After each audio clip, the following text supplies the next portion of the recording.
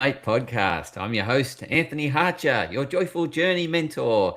Last week we discussed the three C's. Let me revisit what the three C's are. The three C's are contrast, comparison, connection.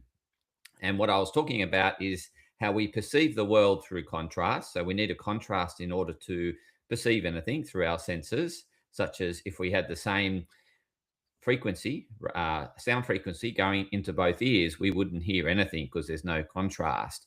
Same with our eyes. If we're in a completely black room, we don't see anything. If we're in a completely white room, we don't see anything. We need a contrast in order to perceive through our senses. And then, in order to actually integrate that information or to interpret that information, we compare. We compare the information we're receiving to what we know, what we already have experienced, what we have learnt. And so when we're doing that comparison, we draw parallels or similarities, and we're thinking, okay, I understand, I get it, I can take it further, I can go with the information further, or we think, oh no, I can't draw a parallel, I can't draw any similarities, I'm not really following, I don't really get it. And so the option is to either keep trying to understand through what you know, or obviously what you're perceiving needs to be further examined through a different lens in terms of shared in a different way, or asking questions to better understand what you're perceiving. And then we either going to relate to it and connect with it, or we won't relate to it and we disconnect. And this is what happens when we interact with humans or anything, is that if we interpret what they're saying and connect with it and understand it, then we're connected, we relate to what they're saying. If if we have an association with what they're sharing as a form of judgment, then if the judgment's positive, then we'll reinforce what they're doing or reinforce what they're saying and agree with them. If the judgment is not so good based on your experiences, in terms of you're perceiving it as, no, what you're doing is not any good, then what we do is we feel uneasy and comfortable, and we'll let them know that, hey, no, that's wrong, you shouldn't do that, you can't do that. And and therefore we continue to perceive the world the same, because we're it's reflecting what we already know. So the challenge is that all these past judgments is limiting our ability to expand our conscious awareness and our perceptions. If we let go of judgments and see the world more as it is through a more open lens, how we what we tend to do is we expand our conscious awareness, we grow. And so this is one of the challenges in life, is that if we keep judging, we keep narrowing our lens, and we see the world from a very narrow perspective. And therefore, we feel more and more disconnected, that the world we're seeing is unfair because we have so many unfair associations. And the only way we can, I guess, overwrite that and see the world as it is, or broaden our lens, is probably a better concept. Is we need to go beyond judgment. We need to see it as it is. And the only way we can do that is look for what we're not seeing. And that requires an open minded, being open minded. And it also requires being calm, this relaxed nervous system, because when we're exploring the other side, we're exploring the unknown, and that can be unsettling. So we need to calm the nervous system. We need to be in a calm space in order to explore this other side that we're not seeing. And once we start to explore the other side, our nervous system calms down. We become more at peace. We more see the wholeness in the situation, as opposed to the judgment that we passed. And if we pass a judgment, it it invokes a valence, either positive or negative.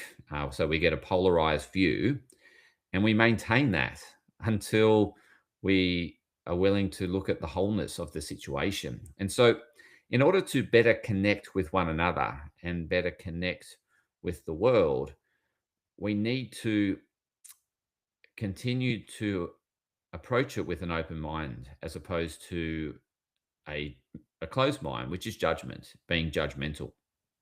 And the only way we can do that is understand what unsettles us, what makes us a bit agitated or unsettled, we don't feel comfortable with. And then because that emotion's been evoked, we know that there's been an assigned valency to what you're concerned about or what you've passed judgment on.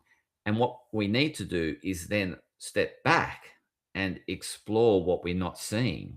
And the best way of doing that is going to moments where you've passed that judgment and you've labeled something, and go back to that moment and see and look at the other side, look at the opposite.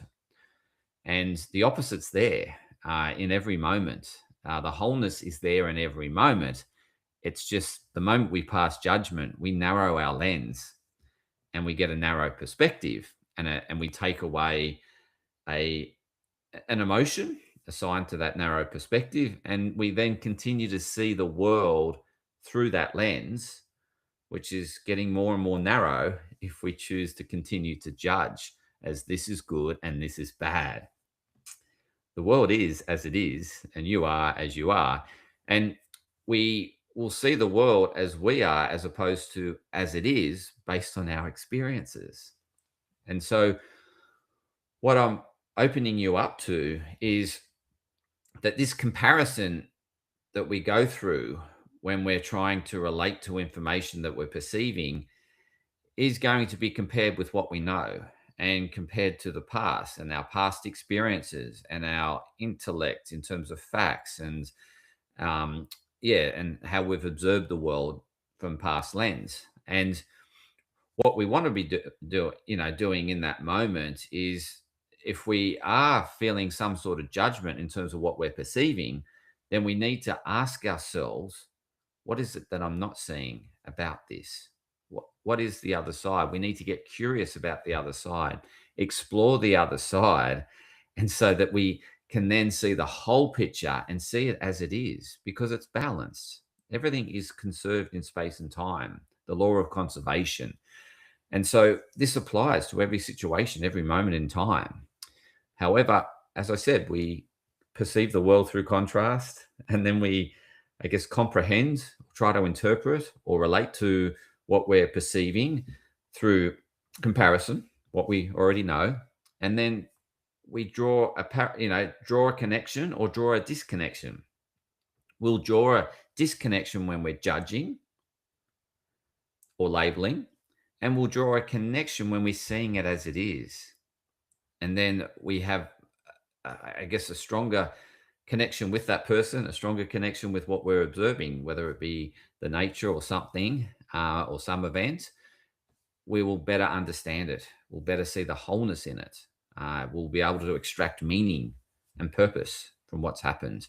But we can't do it once we've judged, because we've assigned a valence, we're polarized. We are going to then look for supportive information and other people that support that view to support our ego, in essence.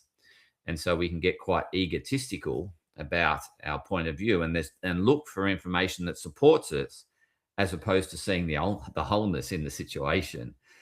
Um, there's an equal and opposite force there, and we need to look at that and better understand that. And the way in which you can do that is look at it from that lens, look at it from that perspective, and start to better understand it through asking questions and being curious. I think curiosity is one way in which you can broaden your lens and see the world as it is, as opposed to seeing it as you are. And you can grow and expand the more you have this curiosity, and the more you want to explore what you're not seeing, the unknown. Step into the unknown. There's a bit of uncertainty, there's a bit of fear in there, and a bit of letting go of your ego. But when you do that, you really start to see people as they are, and you start to see events as they are, and you have more appreciation for the world as it is, and more appreciation for people for who they are. And that is magic. When you can respect someone for who they are, no matter what they do, that is the ultimate connection. And then can, when you're doing that more often, you have a greater connection with more and more people, and you feel more connected as a result of that. It's the same as the world at large. You have a much greater appreciation for the world and the actual order in the world when we look for it. Otherwise, we can choose to look for chaos and choose to look for disorder and disharmony. There is an opposing force, and it's always there. Harmony's always there. Order's always there. And so it's just what we choose to focus on expands. And when we choose to focus on one side, that expands, and we're looking for more supportive information to stroke our ego. If we start to think, okay, what am I not seeing? What's the other side? And explore the other side, you'll start to see the wholeness in the situation. You'll start to see the balance. You'll start to see the meaning. You'll be able to extract the meaning from the situation, as opposed to labeling it as good or bad and passing judgment. And that judgment will continue to pass through your life, because if you don't dissolve previous judgment, then you'll take that forward and continue to see the world through this narrow lens that gets more and more narrow. And then you get more and more frustrated, irritable, and it drives your emotional, you lose your emotional health, because there's so many things that can invoke your emotions, because you've allowed this polarization to, I guess, shroud your judgment, or cloud your judgment, or cloud the way you see things.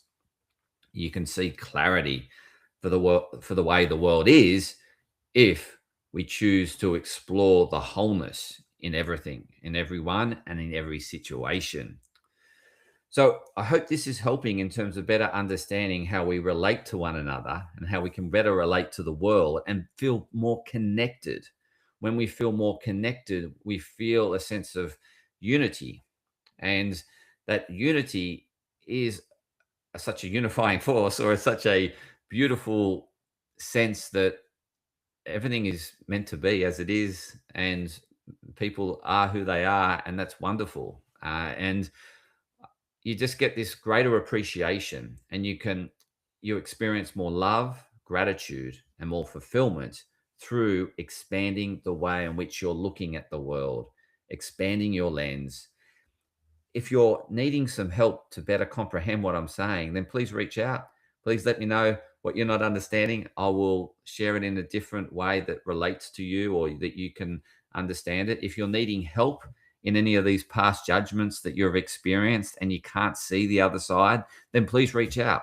This is the work I do. This is how I help people, is to help them see the wholeness in life, to help them love one another for as the people are, and help people to better appreciate the world for as it is, and have more gratitude and love for the world and people around us.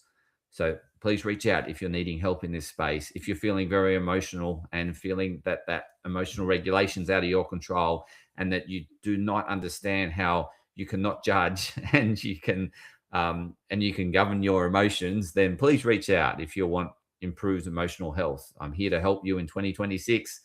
And until next time, continue to experience more joy, happiness, and fulfillment through following and sharing the Health Up. Well, not the Health Up, the Joyful Mate podcast.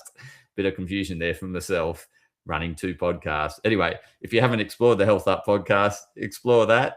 But continue to listen, and thank you for following the